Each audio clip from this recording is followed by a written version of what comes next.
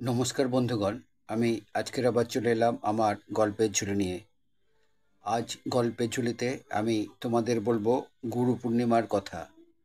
তাহলে চলো গুরুদেবকে স্মরণ করে নিয়ে আমি আমার এই প্রতিবেদনে প্রবেশ করব। গুরু ব্রহ্মা, গুরু বিষ্ণু, গুরুদেব মহেশ্বর, গুরুদেব পরম ব্রহ্ম, তস্মৈ শ্রী গুরবে নমঃ। গুরু পূর্ণিমা হলো একটি ঐতিহ্য যা সমস্ত আধ্যাত্মিক এবং একাডেমিক গুরুদের জন্য উৎসর্গীকৃত, যারা কর্মযোগের উপর ভিত্তি করে বিকশিত বা আলোকিত মানুষ তৈরির মাধ্যমে তাদের জ্ঞানদান করে। এটি ভারত, নেপাল এবং ভুটানের হিন্দু, জৈন ও বৌদ্ধ ধর্মাবলম্বীরা একটি উৎসব হিসাবে পালন করে। এই উৎসব ঐতিহ্যগতভাবে একজনের নির্বাচিত আধ্যাত্মিক শিক্ষক বা নেতাদের সম্মান করবার জন্য পালন করা হয়। এটি হিন্দু পঞ্জিকায় আষাঢ় মাসের অর্থাৎ জুন জুলাই মাসের পূর্ণিমা তিথিতে পালন করা হয়। পরমেশ্বর শিবের দক্ষিণামূর্তি রূপকে গুরুমূর্তি বলা হয়। সপ্তঋষি ও ব্রহ্মা, বিষ্ণু সহ সমস্ত দেবতারা এই মাসের পূর্ণিমা তিথিতে মহাদেবের কাছে পরম জ্ঞান লাভ করেন। শিবকে আদি গুরু মানা হয়, তাই এটি গুরু পূর্ণিমা বলেই বিখ্যাত। এটি ব্যাস পূর্ণিমা নামেও পরিচিত, কারণ এটি ঋষি বেদব্যাসের জন্মদিন চিহ্নিত করে, যিনি মহাভারত রচনা করেছিলেন এবং বেদ সংকলন করেছিলেন। হিন্দু সনাতন ধর্মের সম্প্রদায় শৈব মতে এই তিথিতে শিব দক্ষিণামূর্তির রূপ ধারণ করে ব্রহ্মার 4জন মানসপুত্রকে বেদের গুহ্য পরম জ্ঞান প্রদান করেছিলেন। দক্ষিণামূর্তি সকলের আদিগুরু, তাই শৈব বিশ্বাস অনুযায়ী এই তিথিটি দেবাদিদেব শিবের প্রতি সমর্পিত। এছাড়া এই দিন মহাভারত রচয়িতা মহর্ষি বেদব্যাস মুনির পরাশর ও মাতা সত্যবতীর ঘরে জন্মগ্রহণ করেছিলেন। এই জন্য এই দিনটিকে ব্যাস পূর্ণিমাও বলা হয়।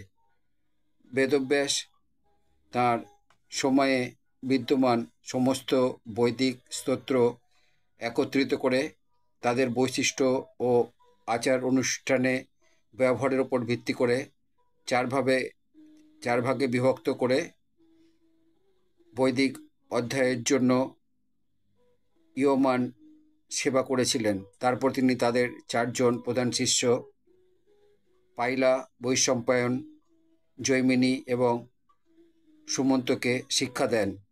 এই বিভাজন এবং সম্পাদনায় তাকে সম্পাদিত করেছিল ব্যাস।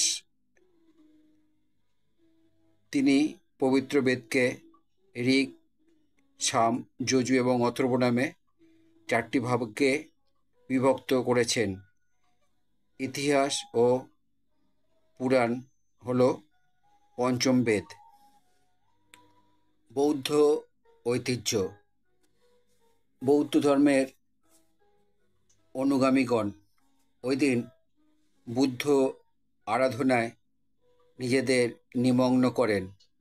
কথিত আছে, বুদ্ধ নিরঞ্জনা নদীর তীরে বোধিবৃক্ষের নিচে বুদ্ধত্ব বা জ্ঞান লাভ করার 5 সপ্তাহ পরে বুদ্ধ গয়া থেকে সারনাথে চলে যান, যেখানে তিনি তার 5 পুরানো সঙ্গীকে প্রথম তার বাণী প্রদান করেন, কারণ তার মনে হয়েছিল এই 5 জন তার ধর্মের বাণী সহজে বুঝতে এবং আত্মস্থ করতে পারবেন।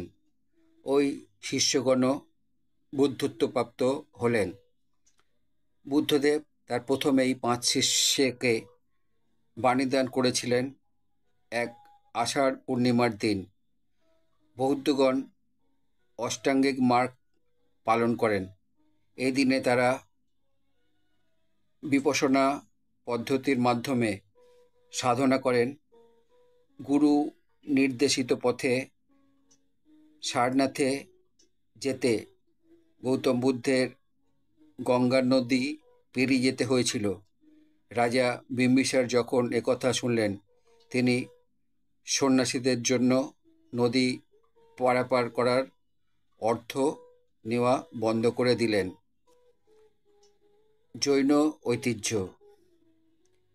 জৈন ঐতিহ্য অনুসারে এই দিনে চতুর্মার শুরুতে 4 মাসের বর্ষাকালের পশ্চাৎ অবসরণে ভগবান মহাবীর 40তম তীর্থঙ্কর কৈবল্য প্রাপ্তির পর ইন্দ্রভূতি গৌতমকে, পরে গৌতম স্বামী নামে পরিচিত একজন গণধারা তার প্রথম শিষ্য।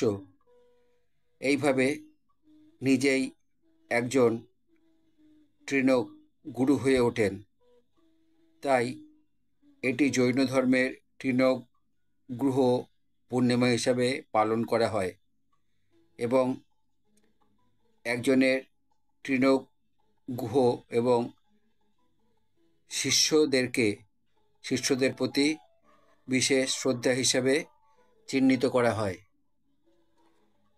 এই পূর্ণিমা পালনের রীতি: গুরু পূর্ণিমা পুজোর নিয়ম সেভাবে আলাদা করে কোনো কিছু বলা হয়নি, তবে ভগবানকে নানাবিধ নিরামিষ ভোগ যেমন লুচি, সুজি, খিচুড়ি, তরকারি, ভাজা, পায়েস, ক্ষীর, নানা রকমের মিষ্টি ইত্যাদি দিতে পারা যায়। আর দই, গঙ্গাজল, মধু ও শুকনো ফল ফলাদি সহযোগে চরণামৃত তৈরি করে অর্পণ করা যেতে পারে।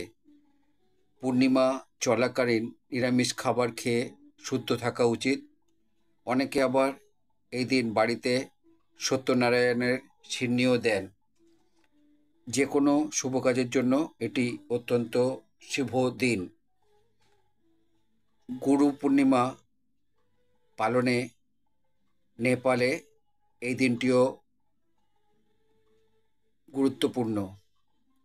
নেপালের তৃণক গুরু পূর্ণিমা স্কুলে একটি বড় দিন। এই দিনটি নেপালিদের জন্য শিক্ষক দিবস। বেশিরভাগ শিক্ষার্থীরা তাদের শিক্ষকদের সম্মান জানায়।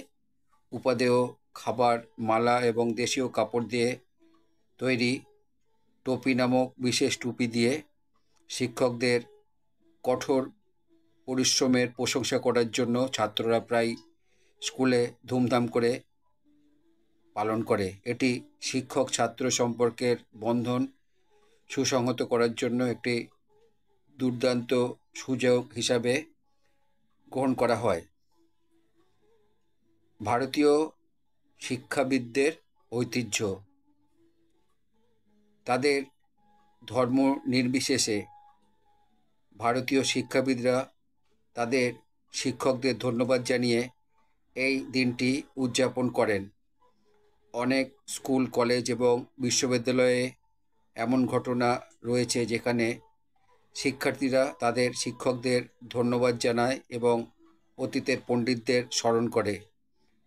প্রাক্তন ছাত্ররা তাদের শিক্ষকদের সাথে দেখা করে এবং কৃতজ্ঞতার অঙ্গভঙ্গি হিসাবে উপহার দেয়। শিক্ষার্থীরা সে অনুযায়ী বিভিন্ন শিল্প প্রতিযোগিতার আয়োজন করে। গুরু শিষ্যের মধ্যে প্রধান ঐতিহ্য হল আশীর্বাদ, অর্থাৎ ছাত্র এবং গুরু কেউ আশীর্বাদ করেন, কেউ প্রণাম জানান। একটি কবিতা বা একটি উক্তি পাঠ করা হয় এবং গুরু একজন ব্যক্তির সাফল্য ও সুখের জন্য আশীর্বাদ করেন। সংক্ষেপে বলতে গেলে গুরু পূর্ণিমা হল ভারতীয়দের শিক্ষক দিবস উদযাপনের একটি ঐতিহ্যবাহী উপায়। গুরু পূর্ণিমা সম্বন্ধে আমার আজকের প্রতিবেদন এখানেই শেষ হলো। আমার আজকের এই প্রতিবেদন যদি আমার বন্ধুদের ভালো লাগে তাহলে আমার চ্যানেলে এসে লাইক, শেয়ার, কমেন্ট করবে। আমার চ্যানেলে নতুন বন্ধু হলে চ্যানেলটি সাবস্ক্রাইব করবে এবং নতুন পুরানো সব বন্ধুর কাছেই আমার একান্ত অনুরোধ, আমার চ্যানেলের বেল আইকনটা অন করে রাখবে। তাহলে আমার পাঠানো সমস্ত প্রোগ্রাম খুব সহজেই তোমাদের কাছে পৌঁছে যাবে। আবার নতুন ভিডিও নিয়ে, নতুন গল্প নিয়ে আমি তোমাদের কাছে ফিরে আসব। খুব ভালো থেকো বন্ধু, আমার চ্যানেলে থেকো, আমার গল্পকে তোমাদের সঙ্গে রেখো। নমস্কার বন্ধু, বিদায়।